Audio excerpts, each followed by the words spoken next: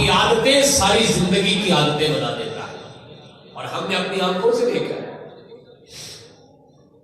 ابھی حضرت ربانی حافظہ اللہ اپنی شعروں کے اندر سنا رہے تھے آپ کو کہ ایسے ایسے لوگ نمازیں پڑھتے ہیں رمضان میں جو سارا سال نماز نہیں پڑھتے، لیکن اگلی بات بھی آپ کو پتا ہے، اللہ کی فضل سے، اللہ کے کرم سے ہم نے یہ دیکھا ہے کئی ایسے لوگ ہیں جو رمضان المبارک میں نماز پڑھنا شروع ہوئے اور اللہ نے ان کی ساری زندگی میں نماز داخل کر دی۔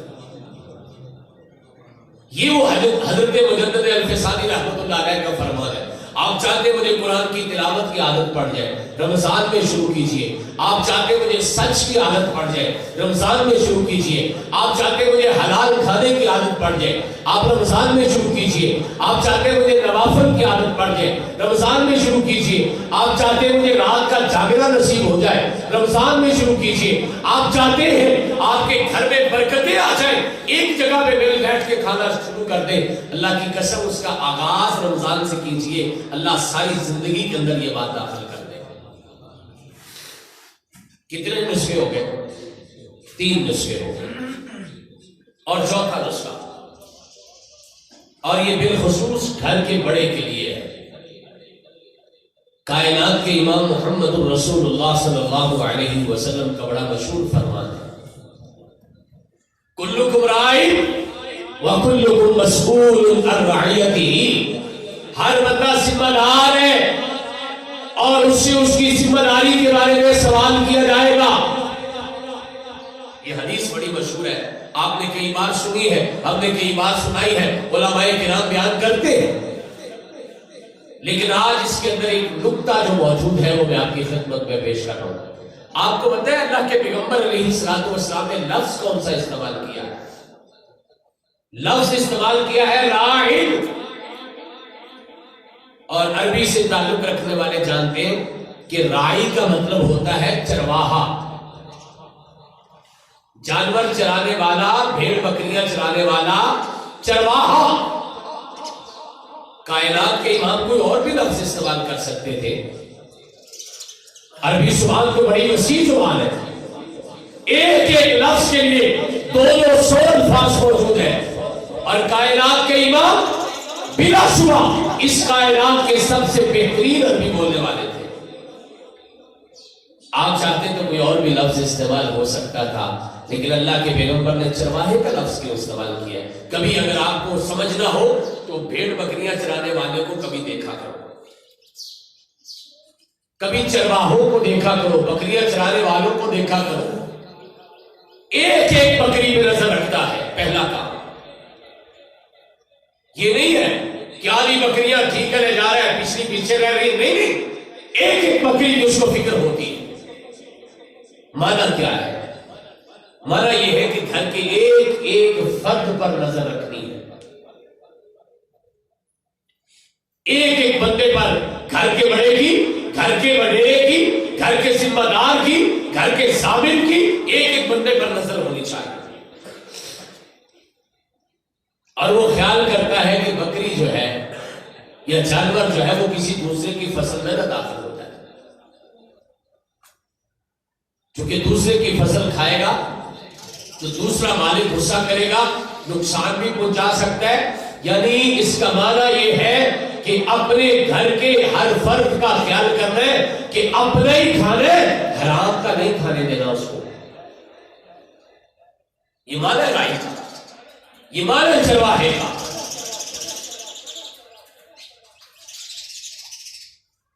کیا ہمارے گھروں میں یہ ماحول موجود ہے؟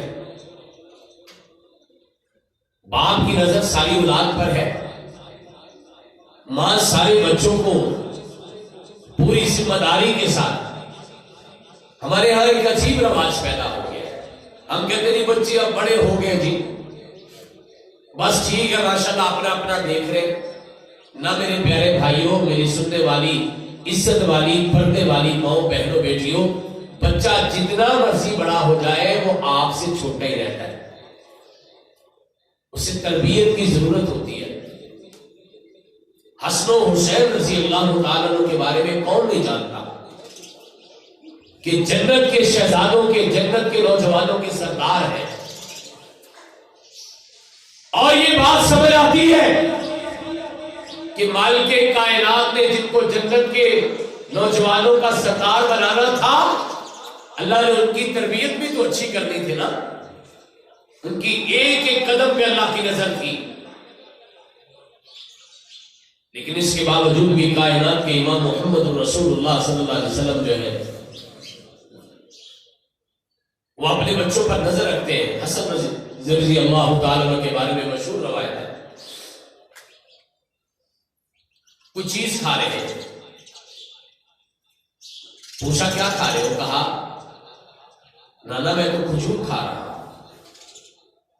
گھر کا وڈیرا پریشان ہو گیا۔ آپ حیران ہو جائیے، ہمارے پاس تو ٹائم ہی نہیں ہے، کائنات کا سب سے مصروف انسان پریشان ہو گیا، سوچنے لگے کہ میں تو کھجور نہیں لایا گھر میں، بچے کے پاس کھجور کہاں سے آئی؟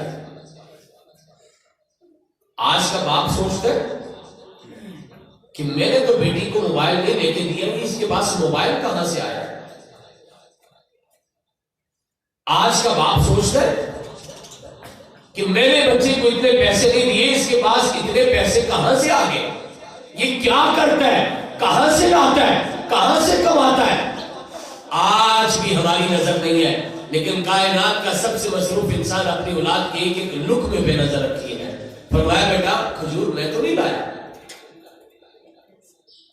آپ کے ابا حضرت علی لائے رضی اللہ تعالیٰ۔ پتا چلا کہ حضرت علی رضی اللہ تعالیٰ بھی نہیں لائے۔ گھر کا وڈیرا پریشان ہو گیا، ایک ایک لقمے پہ نظر ہے، پوچھا پھر کھجور کہاں سے آئی ہے؟ آپ کو پتا ہے یہ کتنی باریک بات ہے؟ ہماری بیٹی یا ہمارا بیٹا اگر اپنے منہ میں ٹافی رکھے ہوئے یا کینڈی جسے آج کل بولتے ہیں اگر کھا رہا ہو تو کبھی ہمیں غور ہوا ہے، کبھی فکر ہوئی ہے کہ بچے کے پاس کہاں سے آئی ہے؟ کہ کائنات کا امام کیا سکھا رہا؟ اور لوگوں اگر اپنے گھروں میں سکون چاہتے ہو تو اپنی نسل کی تربیت بھی کرو اور انہیں حلال کے لقمے کھاؤ، چونکہ حرام کے لقمے کھانے والوں کے گھر میں سکون نہیں آتا۔ اور یہ بات یاد رکھیے، تجربہ کیجئے، لکھ لیجئے، پوری ذمہ داری سے کہہ رہا ہوں، جس گھر میں حرام آتا ہے اس گھر سے سکون سب سے پہلے ختم ہو جاتا ہے۔ بتایا گیا کہ اللہ کے پیغمبر یہ بیت المال کی کھجور ہے۔ بیت المال کی کھجور تو صدقے کی ہے،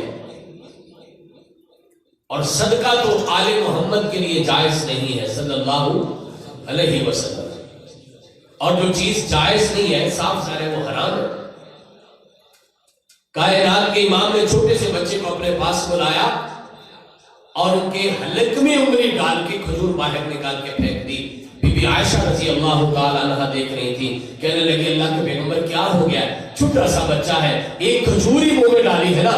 کہا نہیں نہیں نہیں عائشہ، میں نہیں چاہتا کہ میری اولاد کے حلق سے ایک بھی حرام کا لقمہ جو ہے وہ نیچے گزر جائے۔ اور جب اولاد اتنے حلال لقمے کھلا کے پالی ہو، پھر باپ دنیا سے چلا بھی جائے، نصف صدی گزر جائے، 50 سال کا عرصہ گزر گیا تھا، لیکن آنے والی نسل نے اپنے نانا کے دین کے لیے اپنی گردن کو کٹوا لیا تھا، لیکن اس کے دین پہ آنچ نہیں آنے دی۔ جب حلال کے لقمے کھلائے تو پھر اولادیں ایسی تیار ہوتی ہیں اور پھر گھروں میں سکون ایسے پیدا ہوتا ہے۔ پانچواں نسخہ جو آج کی ترتیب میں آپ کی خدمت میں پیش کر رہا ہوں، شاید اس کو ترتیب میں پہلے نہیں آنا چاہیے تھا، لیکن میں سوچتا رہا کہ چھوٹی چھوٹی باتوں کے ساتھ آگے بڑھتے جاتے ہیں۔ اپنے گھر کے جو ہم رشتے کرتے ہیں، گھروں میں جو بیٹیاں لاتے ہیں، بہو بنا کے لاتے ہیں، یا کوئی نوجوان اپنی شادی کے لیے خاتون کا انتخاب کرتا ہے، اس کے لیے کائنات کے امام محمد رسول اللہ صلی اللہ علیہ وسلم نے نسخہ تجویز کر دیا۔ اور اگر اس نسخے پر عمل کرنا شروع کر دیا جائے تو اللہ کی قسم ہمارے گھروں سے جو سکون رخصت ہو چکا ہے وہ سکون ہمارے گھروں میں واپس پلٹ آئے. دو حدیثیں اللہ کے پیغمبر علیہ السلام کی پیش کر رہا ہوں. ایک ابو داؤد کی ہے اور ایک مسلم کی ہے. کائنات کے امام محمد رسول اللہ صلی اللہ علیہ وسلم کا مشہور فرمان ہے تنکح المرأة لأربع لمالها ولحسبها ولجمالها ولدینها فاصبر بذات الدین. کائنات کا پیغمبر فرماتا ہے 4 وجہ سے رشتے بنائے جاتے ہیں. مال دیکھا جاتا ہے, خاندانی حسب و نسب دیکھا جاتا ہے, ہاں حسن دیکھا جاتا ہے, اور پھر اس کا کردار دیکھا جاتا ہے. کائنات کے امام فرماتے یہ جو آخری بات ہے نا, آخری جو چوتھی بات ہے دین والی, کردار والی, یہ جو بات ہے اس کو ترجیح دیا کرو. باقی باتوں پہ سمجھوتا ہو سکتا ہے لیکن اس چوتھی بات پہ سمجھوتا نہیں ہوتا. اچھی نیک صالح بیوی جو ہے وہ گھر میں لے کے آؤ, نیک بیٹی گھر میں لے کے آؤ, اچھے کردار والی بہو لے کے آؤ. آپ کا گھرانہ جو ہے وہ خوشیوں کا گھرانہ بن جائے.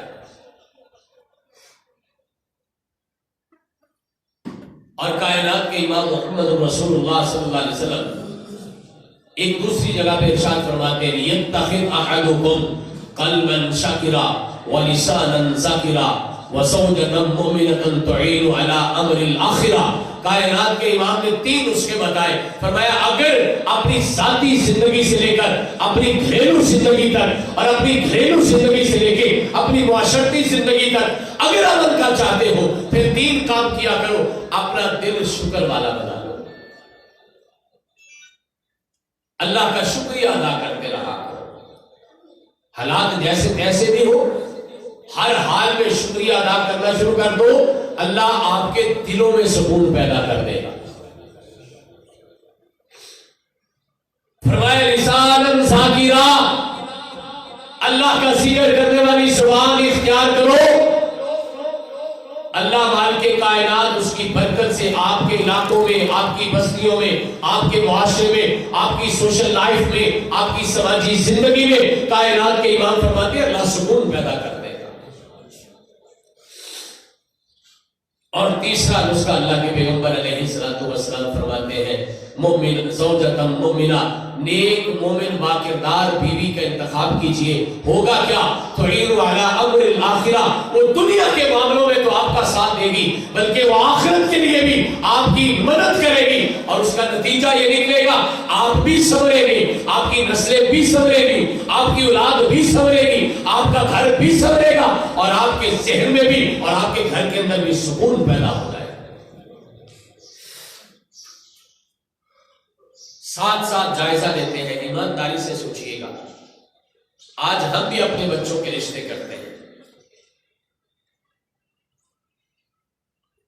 کبھی ہم نے اس بات کو ترجیح دی اور اس کا تعلق صرف اور صرف بہو کے ساتھ نہیں, اس کا تعلق داماد کے ساتھ بھی ہے. کیا ہم اپنی بہو کا انتخاب کرتے ہوئے حسن سے باہر نکلتے؟ کیا ہم اپنے داماد کا انتخاب کرتے ہوئے پیسے اور خاندان اور تعلق اور چودراہٹ سے باہر نکلتے؟ ہمارا ٹارگٹ یہ اللہ کا دین نہیں ہے. اور میرے پیارے بھائیوں پھر ہماری نسلیں کیسے دین والی تیار ہوگی؟ کبھی غور کیا ہے کہ آنے والا جو داماد ہے یہ نمازی ہے کہ نہیں نمازی ہے, یہ اللہ کا ڈر رکھنے والا ہے کہ نہیں ہے, یہ دین اسلام کو جانتا ہے کہ نہیں جانتا ہے؟ اگر یہ نہیں جانتا میری نسل کیسے جانے گی؟ یہ نہیں جانتا میری بیٹی کیسے جانے گی؟ یہ نہیں جانتا میرے گھر میں دین کہاں سے آئے گا؟ 5واں نسخہ جو آپ کی خدمت میں عرض کر رہا ہوں, اپنے رشتے دین کی بنیاد پہ بنانا شروع کر دیجئے. اللہ آپ کے گھروں کا ماحول دین والا بنا دے گا اور اس کی برکت سے اللہ آپ کے گھروں کے اندر سکون بھی پیدا فرما دے گا. حضرات چھٹی بات جو آج کی ترتیب میں نے آپ کے سامنے عرض کرنی ہے, آپ گھروں میں سکون کا چھٹا نسخہ اس کو سمجھ لیجئے. وہ یہ ہے کہ اپنے گھروں میں اللہ کے قرآن کی تلاوت کو عام کر دو. کائنات کے امام محمد رسولullah صلی اللہ علیہ وسلم فرماتے ہیں اپنے گھروں کو قبرستان نہ بناؤ، اپنے گھروں کو ویرانے نہ بناؤ، اپنے گھروں میں اجاڑ پیدا نہ کرو، اپنے گھروں میں شیطان کو داخلے کا موقع نہ دو، بلکہ کائنات کے امام محمد رسولullah صلی اللہ علیہ وسلم فرماتے ہیں اپنے گھروں میں اللہ کے قرآن کی آوازیں پیدا کرو۔ مجھے اچھی طرح یاد ہے، ہم نے تو دیکھا سنا ہے، فجر کی نماز کے بعد کبھی ہم اگر اپنے گاؤں میں نکلتے تھے، آپ یقین جانیے گھروں سے اللہ کے قرآن پڑھنے کی آواز آتی تھی اور پھر برکتیں بھی ہوتی تھی۔ آج ہمارے کتنے گھرانے ایسے ہیں؟ حضرات چھوڑیے سارے معاشرے کو، اپنے آپ سے شروع کیجئے۔ میرے گھر میں روز صبح سویرے اللہ کے قرآن کی تلاوت ہوتی ہے کہ نہیں ہوتی، اس بات کی فکر کیجئے۔ اور میں آپ کو بڑی درخواست کروں گا، قرآن کا مہینہ آ رہا ہے، اللہ کے قرآن نے رمضان کا جو تعارف کروایا نا، وہ یہی کرایا کہ شہر رمضان الذی انزل فیہ القرآن، یہ قرآن کا مہینہ ہے، قرآن کے نزول کا مہینہ ہے۔ اس لیے کوشش کریں کہ یہ سارا مہینہ اللہ کے قرآن کے نام پہ لگا دیں۔ آپ کے شہر قصور کی مسجد توحید میں ایک جمعہ قبل میں نے گفتگو کرتے ہوئے قرآن مجید کے بارے میں چھوٹی چھوٹی لیکن بڑی اہم باتیں کچھ عرض کی تھی۔ آج کی اس ملاقات میں شاید کچھ دوست احباب اور میری ماں و بہنوں میں سے کوئی ایسا بیٹھا ہو کہ جس نے وہ گفتگو نہ سنی ہو، اس لیے میں وہ سارے کا سارا جمعہ کوشش کرتا ہوں کہ 4 سے 5 منٹوں میں آپ کی خدمت میں پیش کروں۔ میں نے وہاں درخواست کیا کہ سب سے پہلے 2 قرآن پاک خریدیے، ایک مسجد میں رکھ دو، رمضان کے آنے سے پہلے پہلے سارا رمضان لوگ پڑھیں گے، اللہ کی قسم آپ نہ بھی پڑھیں گے تو آپ کا ثواب اور آپ کا کھاتا جاری ہو جائے گا۔ ایک قرآن اپنے گھر میں رکھو، جیسے مہمانوں کے آنے سے پہلے نئے برتن لاتے ہو نا، جیسے فنکشن آنے سے پہلے نئے کپڑے لیتے ہو نا، جیسے اپنے گھر میں کوئی اگر خوشی کا موقع ہو تو اپنے گھر کو سجاوٹ بناوٹ کرتے ہو نا، آج اللہ کے قرآن کا مہینہ آ رہا ہے، آپ کے گھروں میں یقیناً قرآن پاک موجود ہوگا، لیکن ایک نیا قرآن پاک خریدیے، انشاءاللہ اس رمضان میں نئے قرآن پاک سے تلاوت کرنی ہے۔ اور قرآن پڑھتے ہوئے اس رمضان میں طریقہ بدلیے، اس رمضان میں قرآن پاک عربی لہجے میں پڑھنے کی کوشش کیجیے، اس رمضان میں قرآن پاک ٹھہر ٹھہر کے پڑھنے کی کوشش کیجیے۔ یہ دگڑ مگڑ والا کام چھوڑے، سپارے پہ سپارہ، صفحے پہ صفحے ختم کرنے والی بات چھوڑے، تھوڑا پڑھنے لیکن اچھا پڑھیے۔ اور کائنات کے امام نے فرمایا تھا من لم یتغن بالقرآن فلیس منا، جو قرآن کو غنا کے ساتھ نہیں پڑھتا، تھوڑی لے کے ساتھ نہیں پڑھتا، راگ کے ساتھ نہیں پڑھتا، کائنات کے امام فرماتے اس کا ہم سے کوئی تعلق نہیں ہے۔ تھوڑا قرآن میں کھول کے پڑھنے کی کوشش کرنا، لے سے، ترنم سے، عربی لہجے میں پڑھنے کی کوشش کرنا۔ میں نے اپنے ذاتی تجربے میں دیکھا ہے جب آپ قرآن میں پوری طرح سے قرآن کو داخل کر کے اپنے دل میں پڑھتے، اللہ کی قسم آپ کا دل بھی پرسکون ہوتا ہے، آپ کی آنکھوں سے آنسو بھی نکلتے، اور جس دن ایک قطرہ تیری آنکھ سے آنسو کا نکل گیا، سمجھنا تیری تلاوت بھی قبول ہو گئی ہے، تیرا قرآن بھی قبول ہو گیا، تیرا رمضان بھی قبول ہو گیا۔ حضرات تیسرا کام یہ کریے گا، اپنے پاس ایک پینسل رکھیے، یا کچی پینسل رکھ لیں یا دوسری بال پین رکھ لیں، قرآن پڑھتے پڑھتے اس رمضان میں کوشش کرنا جو بھی اردو والا لفظ آتا ہے اس کو نشان لگاتے جانا۔ میں آپ کو بڑی خوشخبری سنانے والا ہوں، آخر رمضان تک پہنچتے پہنچتے آپ کو پتا چلے گا آدھا قرآن تو ایسا ہے جس کا ترجمہ ہمیں آتا ہے، چونکہ اس کے الفاظ ہمارے اردو اور پنجابی میں بھی استعمال ہوتے ہیں۔ آپ دیکھیں گے کہیں موت کا لفظ آئے گا، کہیں آپ دیکھیں گے قرآن کا لفظ آئے گا، کہیں آپ دیکھیں گے کتاب کا لفظ آئے گا، کہیں آپ دیکھیں گے نبی کا لفظ آئے گا، کہیں آپ دیکھیں گے رسول کا لفظ آئے گا، کہیں آپ دیکھیں گے جنت کا لفظ آئے گا، کہیں آپ دیکھیں گے جہنم کا لفظ آئے گا۔ اور یہ سارے وہ الفاظ ہیں جو آپ کی میری زبان میں بھی استعمال ہوتے ہیں، اور ہمیں پتہ چل جائے گا کہ اللہ کے فضل و کرم سے آدھے قرآن پاک کا ترجمہ تو ہمیں بھی آتا ہے۔ چوتھا کام یہ کرنا، ہر نماز پہ، پورے رمضان کی ہر نماز پہ ایک نیا لفظ قرآن کا ڈھونڈنا تلاش کرنا جو مشکل ہے، جس کا معنی نہیں آتا، مسجد میں جاؤ گے مولوی صاحب سے پوچھ لینا اس کا معنی کیا بنتا ہے، قاری صاحب سے بات ہو پوچھ لینا اس کا معنی کیا ہوتا ہے، فون پہ کسی دین والے سے بات ہو پوچھ لینا اس کا معنی کیا ہوتا ہے، گھر میں کوئی پڑھا لکھا بڑا ہے اس سے پوچھ لینا اس کا معنی کیا بنتا ہے، گھر والی اپنے شوہر سے پوچھے، شوہر اپنی بیوی سے پوچھے، بیٹا اپنی ماں سے پوچھے، ماں اپنے بیٹے سے پوچھے، بیٹی اپنے باپ سے پوچھے، بیٹا باپ جو ہے وہ اپنی بیٹی سے پوچھے، گھر میں اللہ کے قرآن کے سیکھنے کا ماحول بنے۔ اللہ کی قسم 150 الفاظ بھی اگر آپ پورے قرآن کا یاد کریں گے رمضان میں، چونکہ پورے رمضان کی 150 نمازیں ہوتی ہیں، آپ کو پتا چلے گا وہ 150 الفاظ جو ہے وہ قرآن پاک میں بار بار استعمال ہو کے 20,000 25,000 الفاظ آپ قرآن کے یاد کر جائیں گے۔ آدھا قرآن آپ کو پہلے ہی آتا ہے اور 20-25,000 الفاظ یہ یاد ہو جائیں گے، کل 78,000 الفاظ ہے۔ نتیجہ یہ نکلے گا اس رمضان کے آخر تک انشاءاللہ آپ تقریباً قرآن پاک کے 4 میں سے 3 حصوں کا ترجمہ اللہ کی توفیق سے پڑھ چکے ہیں۔ حضرات 5واں کام اس رمضان میں یہ کرنا، قرآن کے نام اپنا رمضان لگانے کے لیے تذکرہ قرآن کا کرنا، ملاقات ہونا، تو اس رمضان میں حال احوال کے بعد یہ بھی پوچھنا کتنا قرآن پڑھ لی ہے، شرم آتی ہے نا، باقی سارا کچھ پوچھتے ہو اللہ کے دین کی مرتبہ شرم آتی ہے، ساری باتیں کرتے ہو، غیر ضروری باتیں کرتے ہو۔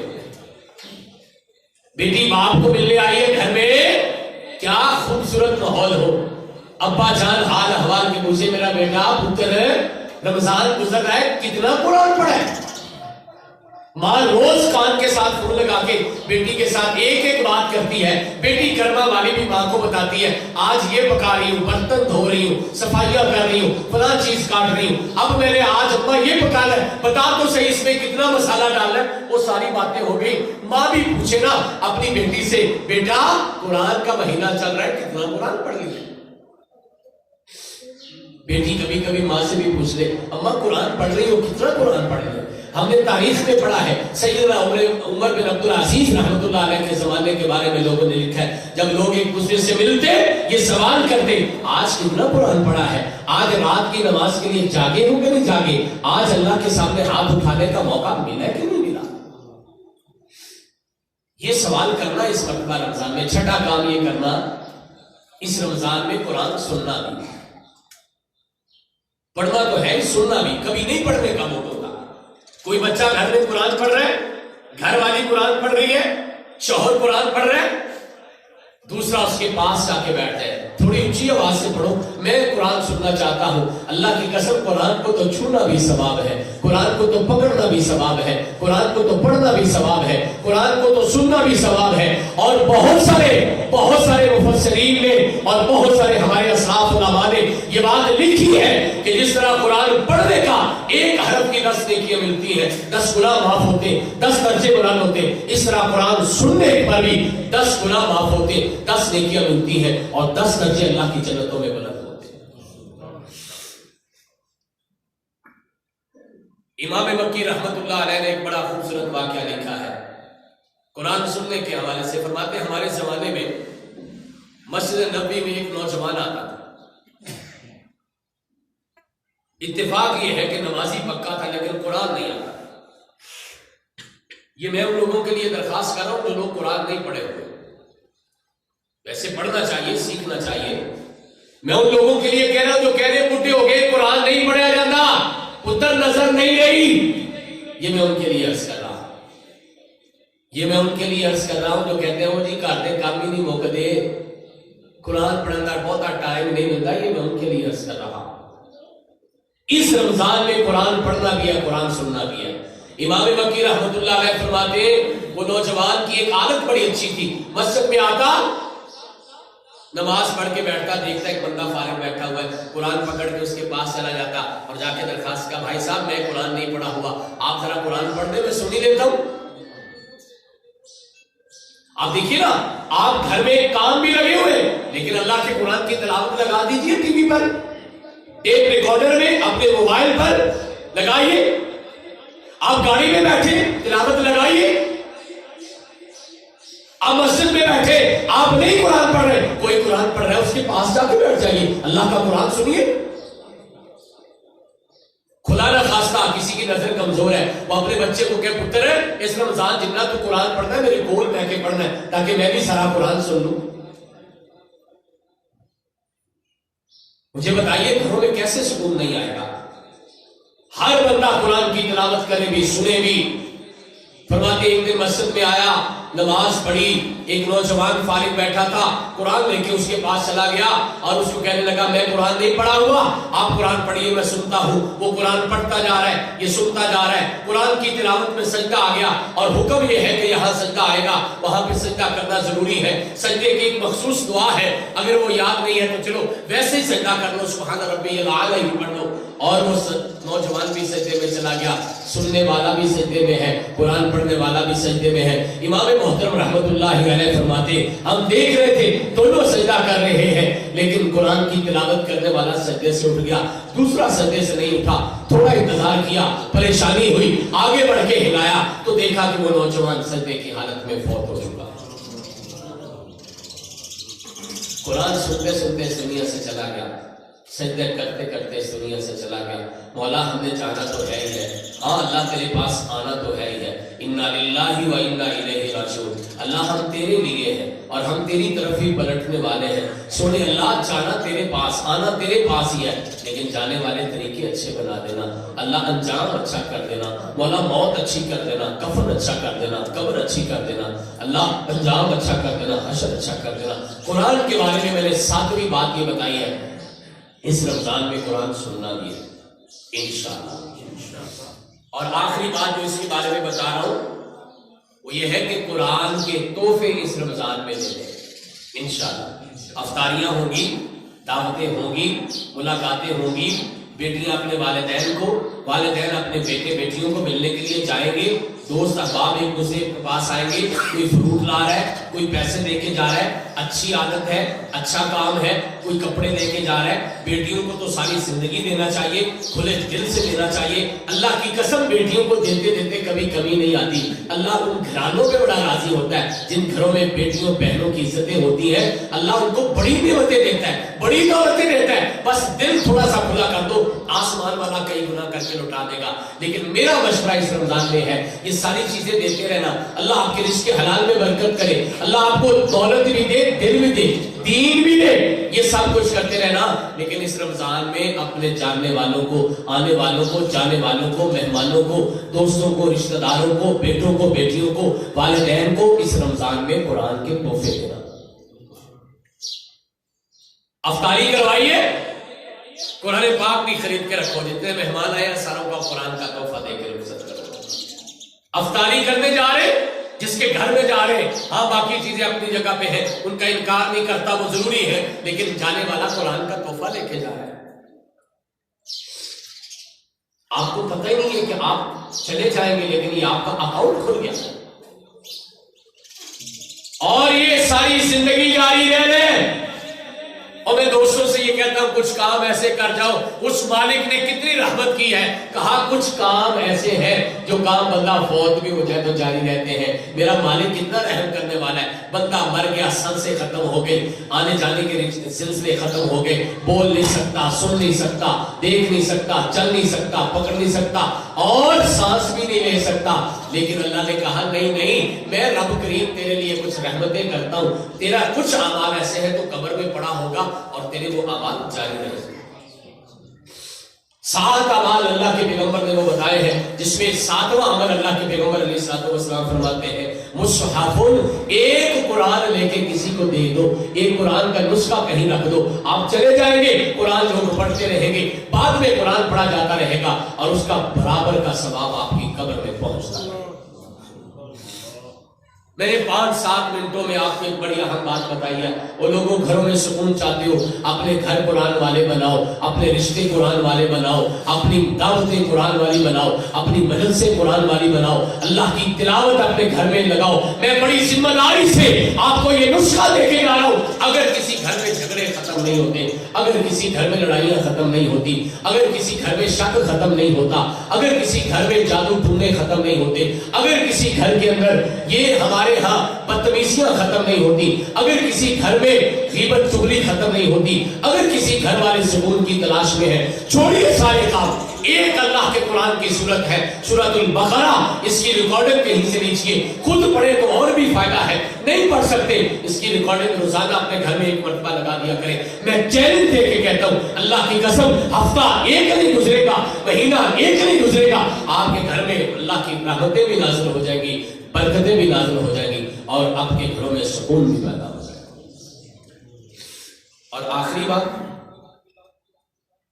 آج کی ہماری ترتیب میں 7واں نسخہ جو میں بتا رہا ہوں گھروں میں سکون کا، وہ یہ ہے کہ سارے اعمال کے ساتھ ساتھ اپنے رب سے دعا بھی کیا کرو۔ قرآن کریم نے ایک بڑی پیاری دعا سکھائی ہے، مومنوں کی صفات بیان کرتے ہوئے سورہ فرقان میں یہ کہا ہے، والذین یقولون ربنا هب لنا من ازواجنا وذریاتنا قرۃ اعین واجعلنا للمتقین اماما۔ مولا،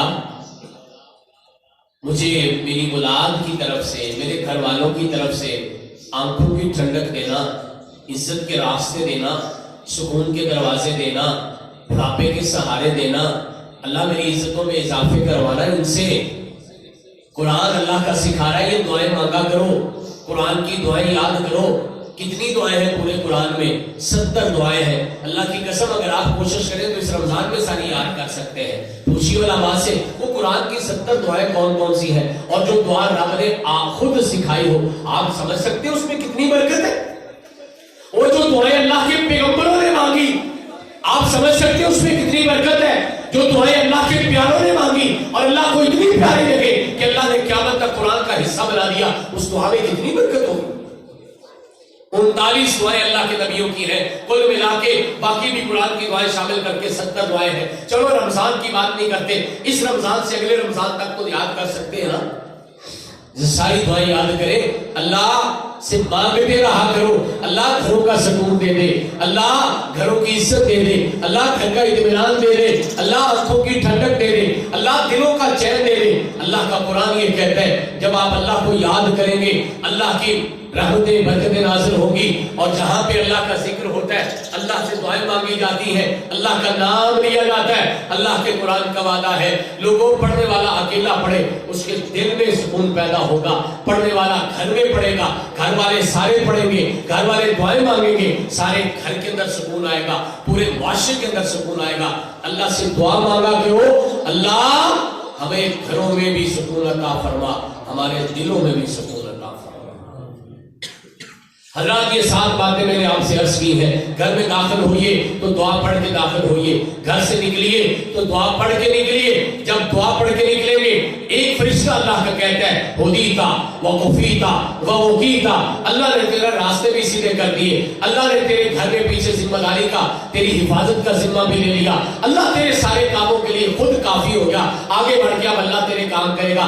جانے والے دعا پڑھ کے جو کام جا رہے ہیں نا وہ اللہ کروائے گا، جانے والے گھر جو چھوڑ کے جا رہے ہیں نا اس کی حفاظت اللہ کرے گا، جانے والے جو جا رہے ہیں نا تیرے سارے راستے سیدھے ہو جائیں گے۔ دعا پڑھنی ہے، بسم اللہ توکلت علی اللہ ولا حول ولا قوت الا باللہ، رحمتیں بھی آئیں گی، برکتیں بھی آئیں گی۔ دعاؤں کی عادت ڈالیے، ہاں گھر میں داخل ہوئیے تو سلام دیجیے، ہاں گھر میں رزق حلال کا اہتمام کیجیے، ہاں گھروں میں اپنی تلاوت قرآن کا اہتمام کیجیے، ہاں نیک بیٹیاں اور نیک بیٹے تیار کیجیے، لانے والی بہویں اور داماد بھی نیک لائیے۔ گھر اللہ کے دین کی بنیاد پہ، نیکی کی بنیاد اور دین کی بنیاد پہ رشتے جوڑیے۔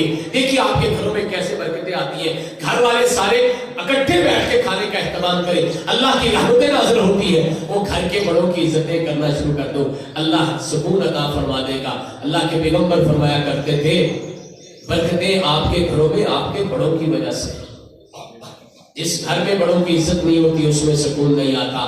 وہ لوگوں، فرشتہ تو کوئی بھی نہیں ہے، بڑوں میں بھی غلطیاں ہو سکتی ہیں، چھوٹے بڑوں کو برداشت کرے، بڑے چھوٹوں کو برداشت کرے، میاں بیوی کو برداشت کرے، بیوی میاں کو برداشت کرے، اولاد والدین کو برداشت کرے، اور لوگوں کو غلطیوں کے سمیت برداشت کرو۔ اگر بغیر عیب کی انسان تلاش کرنے نکلو گے تو اکیلے رہ جاؤ گے۔ اللہ آپ کو مجھے عمل کی توفیق عطا فرمائے۔ अक़ूलु क़ौली हाज़ा अस्तग़फ़िरुल्लाह ली व लकुम व लिसाइरिल मुस्लिमीन व आख़िरु दअवाना अनिल हम्दुलिल्लाहि रब्बिल आलमीन।